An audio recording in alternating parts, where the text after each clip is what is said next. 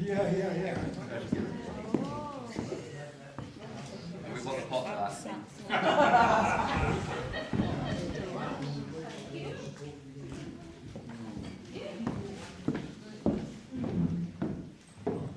Stay right there.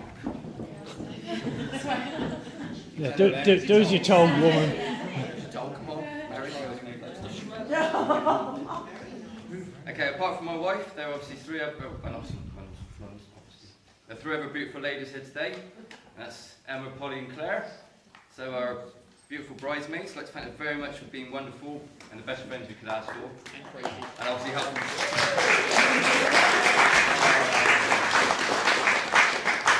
And obviously trying their best to keep Becky sane over the last weeks or years. They failed, but okay, we'll let them off that one. And well, there's an unwritten rule of wedding etiquette that states that no one should outdo the groom. So I'd like to thank my best men for living up to that one. So that's Ollie, Martin and Jeff. Thank you very much. For a very long time. You've always seen me through thick and thin with several pints when it's gone bad and several pints when it's gone well as well. So obviously thank you very much for that. But I do need to add something ahead of his speech. Martin has a terrible medical condition where he just can't help make up stories. So, like I said, he's a true friend, so I wouldn't want anyone to go upset him, so if they could please just bear with him and even join him in his flights of fantasy, which I would definitely appreciate that. So, yeah, got him in first, I warned you. So, next toast we'd like to make to the bridesmaids and groomsmen. You can stay sat down. Cheers, Wells. Too much standing now, otherwise. I'm shaking more than in the church.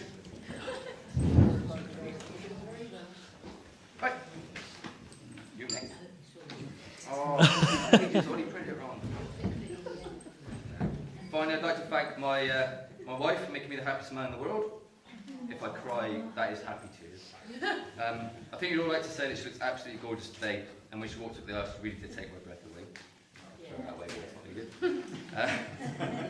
I don't say it very often. They say you don't marry someone you can live with, but you marry someone you can live without. I think over the recent years, that's me and you to a T. If I had to single out one thing that I think I've learned, there's only one. And that's where... Don't insult your Well, I know that when I'm wrong, I need to admit it, and when I'm right, I need to shut up. But see, seriously, you make me happier than I've ever dreamed I could be, and all the work you've done over the last couple of weeks of this. I know how hard it's been, you've taken it out on me. And I know you've put an awful lot of effort into today, and I hope that in the coming years I can repay you in some way, with giving back to you everything that you've given to me. Yeah, I said that. Oh yeah, there we go. So, one more toast, and that's obviously to the bride, my beautiful bride. Or my wife, I could say that. You didn't start with my wife and I didn't because I read it and she didn't. So, to my bride, Becky.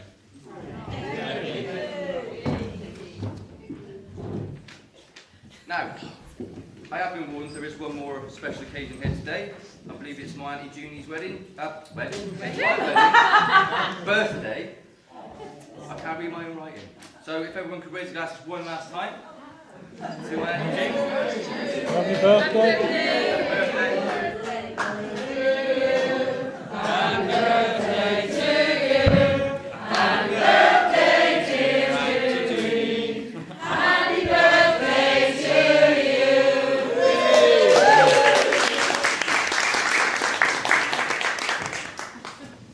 Now I'm sure you're all fed up of hearing me and I'm fed up of standing, so I think I'll hand you over to my best man.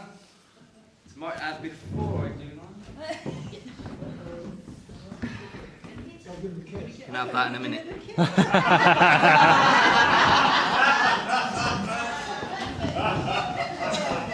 Maybe. I better chuck some of these cards away. Yes, I don't know what's in the box yet. It could be anything. Okay. I'm sorry. I've got cards. I had to. I couldn't put it all. So basically, unlike most best men speeches, I'm not going to start by slating Ben. It would have been too easy. I could have said something along the lines of, the speech isn't supposed to last as long as he does in bed, but you know, I would have gone too long already, so that's good. My mum sat here. Sorry, Mrs. Perry. She's heard that a lot over the years. First of all, I'd like to say, Becky, you look beautiful in that dress. Absolutely stunning.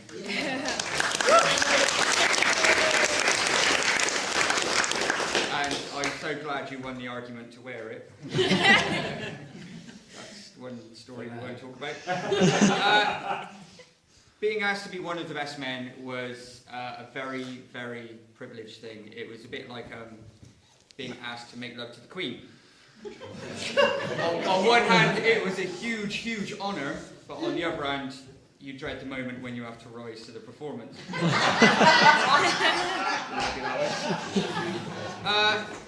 So I thought, right, best do traditional speech, okay. They said talk a bit about Ben's past. So I researched the date of his birth. And sadly, not a lot happened. Thanks, Mrs. Perry. If you'd got like a day later, we would have had at least something with like the death of Peter Sellers, which was the Pink Panther. But no, nothing. So I contacted the hospital, it's all right, and asked them, and they said nothing really happened, but it's now known as Ugly Baby Wednesday.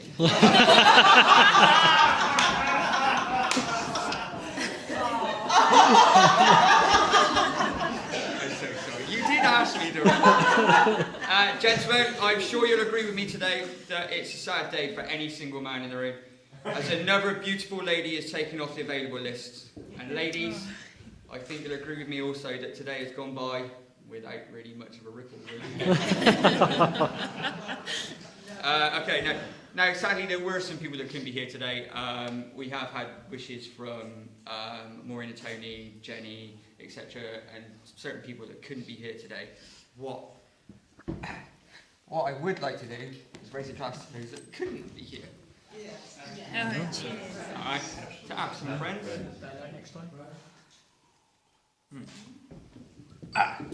Also, there was another text message that came through. It says, "Dear Ben, we're sorry we couldn't be there with you on your special day, but felt it too emotional losing such a special guy as yourself. We hope to see you again soon from all the girls at Flirt's Strip Club."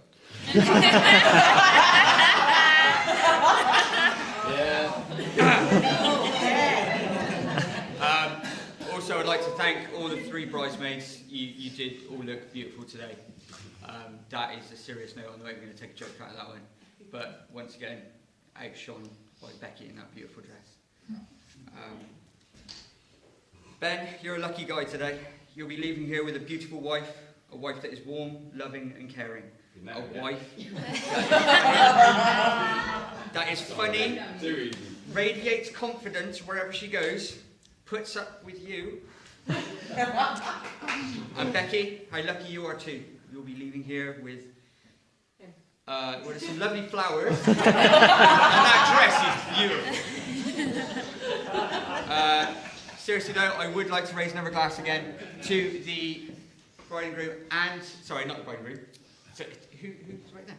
To the bride and groom's parents, who, without them, we wouldn't be here today. To the parents. I got to pick all these up in a minute.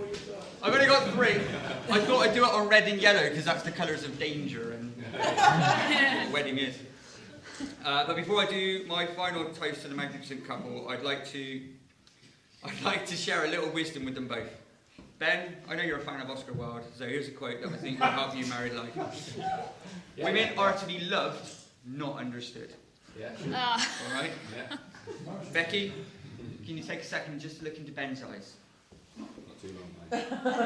Now, statistically, you're looking at your future murderer. Please keep an eye on him, like we will, alright? No cutlery, you're right. Last card, I promise.